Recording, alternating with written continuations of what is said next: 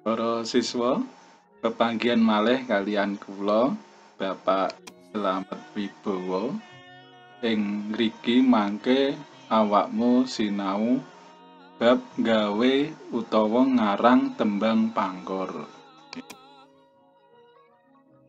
Gawe utawa ngarang tembang panggor menika gampang mawon. Sing penting awakmu yakin, pede, percaya diri. Insya Allah digawe gampang. Jadi mangke ngarang tembang panggor menika nganggo basamu dhewe.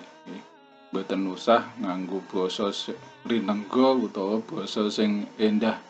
Sementing gampang dipahami. Kalau wingi sampun mangerteni paugeran utawa aturan tembang panggor ing babagan guru gatra, guru lagu lan guru wilangan. Uga piwulange maknane kalau wingi. Mula saiki ayo padha sinau ngarang tembang panggor. Ukaramu dhewe utawa nganggo bahasamu dhewe. Basa Padinan mboten napa-napa. Nggih. Menika kang perlu digatekake nalika ngarang tembang panggor. Setunggal nemtokake tema, kalih medharake panemu utawa gagasan, 3 ngetrepake guru gatra, guru lagu lan guru wilangane tembang. Sekawan nyoba gawe ukara kang ngemot piwulang lan jumbuh karo tema. Gangsal ukara-ukara dijumbuhake kalian wataking tembang. Nika wonten gangsal disinaoni nggih. Nika keterangane nggih. Ning kene mangke awakmu ngasilake produk nggih. Produke yaiku tembang panggor. Kudune awakmu seneng nggih iso kreasi nggih. Terus ngasilake karya tembang. Jadi awakmu iki dadi pencipta lagu. Neng tembange iki maca pat nggih, panggor menika. Nggih, ingkang angka setunggal menika nemtokake tema kalau wau. Nggih, dadi tema ya, urutane gawe tembang menika ingkang angka setunggal yaiku nemtokake tema. Jadi ning kene awakmu iku milih tema sing mbok senengi, sing mbok anggap gampang. Jadi milih tema iki aja suwe-suwe. Nggih. Sing mbok anggap gampang iki apa? Nggih. Aja golek sing angel, sing kedhuwuren ya. Kadon dadi apa? Kehidupan sehari-harimu, nggih. Upamane nggih. Pilihan tema, disiplin dadi siswa nggih. Dadi cah sekolah ya sing gampang ya disiplin, jujur, cah pinter, piye carane pinter sinau, akeh maca, ya, disiplin sing piye, disiplin mlebu sekolah, ya, jujur iku ngomong apa anane, ya. Jaga keresikan, kepiye jaga keresikan iku, ya. Apa? Buang sampah ning gone, ya, pendidikan. Terus seneng weweh karo kancane utawa tangga teparo, seneng tetulung, jaga kesehatan, nabung, akeh banget nggih, hemat, setiti. Sing anyar iki nyegah Covid-19 menika nggih, lan sak piturute nggih. Utawa iso gawe tema dhewe sing ora ana ning kene iki mang tulodo nggih. Sementing pede. Nika. Ingkang angka kalih medharake panemu utawa gagasan.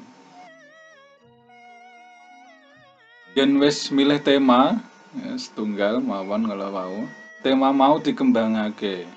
Ora usah isin-isin, nggih.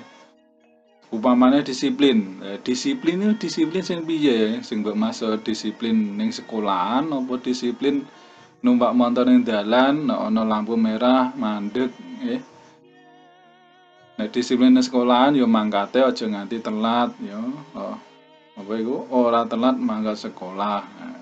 Lah supayane mangkat sekolah iki ora telat piye? Turu ora nganti wengi. Terus tangi undang cepet, aja nganti awan. Terus dikembangno tema sing sederhana iku mang disiplin utawa sregep sinau iku dikembangno. Disiplin numpak motor ning dalan, aja ngebut, taati rambu lalu lintas, lampu merah mandek, lampu hijau mlaku. Mang sederhana mawon mangke. Yen cah pinter iku pinter sing piye? Sregep sinau, akeh maca, manut karo bapak ibu, iku upamane. Lajeng ngetrepake guru gatra lan guru lagu lan guru wilangane tembang. Tembang sing wis mbok gawe, sing mbok reng-reng kala wau nggih, cocokno karo paugeran utawa aturan tembang macapat menika panggur nggih. Sing wis mbok sinaoni ndek wingi. Paugeran tembang macapat panggur menika guru gatra, guru wilangan lan guru lagune. Menika dadi pathokane nggih. Guru gatra tembang panggur menika wonten 7 gatra. Mangke 7 ukara nggih, 7 baris gaweke. Guru wilangan lan guru lagune 8A, 11I, 8U, 7A, 12U, 8A lan 8I menika. Lajeng menika tuladhane gawe tembang nggih. Nah, pamane iki nggih, nalika mangkat sekolah. Nalika mangkat sekolah nek diitung guru wilangan dan guru lagune 8A nggih. Menika pun bener 8A. Numpak motor kudu sing ati-ati. Nek diitung numpak motor kudu sing ati-ati 11I nggih. Menika leres. Terus aja lali pamit ibu bapak. Kudune 8U iki aja lali pamit ibu bapak. Iki kleru nggih, kudune 8U. 10A. Jadi guru wilangan lan guru lagune kleru. Kudune dirubah. Piye carane iso dadi 8U. Aja lali pamit ibu bapak kudu dirubah ben guru wilangan cocok 8 kecapan. Lan guru lagu ben unine U menika nggih. Iki dirubah. Nek ngrubah piye? Pamane aja lali tok sangu yen diitung pira. Aja lali nyuwun sangu pas nggih. Berubah upamane salim marang bapak ibu nggih nek diitung salim kali marang bapak ibu dadi 8U nggih sing maune urung bener dirubah supaya anut paugeran menika. Yen guru wilangan lan guru lagune durung cocok kudu dirubah supaya cocok karo aturan tembang panggur menika. Gawe ukara utawa guru gadrane tembang panggur ana 7 gatra utawa larik menika. Terus nyoba gawe ukara kang ngemot piwulang lan jumbuh karo tema. Ukara sing runtut urut tegese ngarang iku sing padu, aja blenjat-blenjat bingungno nggih. Sing padu, sing apik, sing runtut. Terus ukara-ukara dijumbuhake kalian wataking tembang. Cocok karo tema yaiku pitutur. Terus nggih, format penilaian. Nggih, menika format penilaian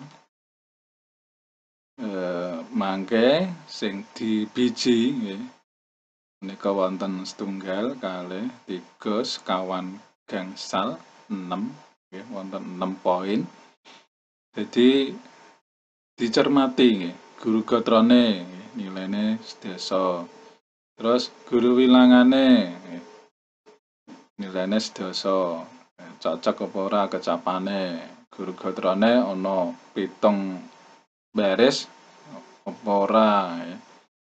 Guru lagune ya, apa A, I, U nika leres napa mboten nggih.